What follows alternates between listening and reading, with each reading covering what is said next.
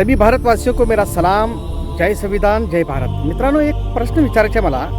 सध्या आज स्थिती अशी निर्माण झालेली आहे की राज्यात दंगे पेटवण्याचं काम काही राजकीय नेते करत आहेत. हिंदू मुस्लिम करून कोणाच्या समाजाच्या विरोधात, त्यांचे महाराजांच्या विरोधात किंवा त्यांचे पैगंबरांच्या विरोधात काही प्रश्न सांगून दंगे पेटवण्याचं काम करत आहेत आणि नाहक पोलिसांना त्रास देण्याचा हा त्यांचा हेतू आहे. सांगायचे असे आहे की हा प्रकार होत असताना किंवा आंदोलने म्हणा किंवा रास्ता रोको किंवा कोणत्याही पद्धतीने गडबड करायची असेल तर हे राजकीय नेते युवकांना समोर करतात. त्याचे उद्दिष्ट काय तुम्हाला माहिती आहे का मित्रांनो? हे पोलीस ताब्यात घेणार, तुम्हाला पोलीस स्टेशनला घेऊन जाणार, तुमच्या विरोधात गुन्हा दाखल करणार, तुमच्या FIRमध्ये रेकॉर्डमध्ये नाव येणार.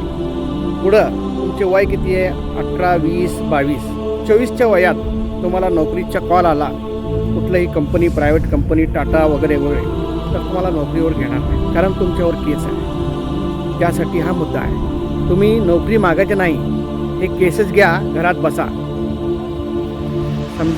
समजून घ्या मित्रांनो. मी काय सांगायला लागलो, तुम्हाला आवर्जून बोलतात धर्माच्या नावाने घोषणा द्या, हिंदू मुस्लिम करा, लव जिहाद, लँड जिहाद, काय काय तर आणा, मोर्चामध्ये सहभाग व्हा आणि पोलीस लाठीचार करतो, तुम्हाला मारहाण करते, उचलून घेऊन पोलीस स्टेशनला घेऊन जाते, रेकॉर्डमध्ये तुमचे नाव येणार.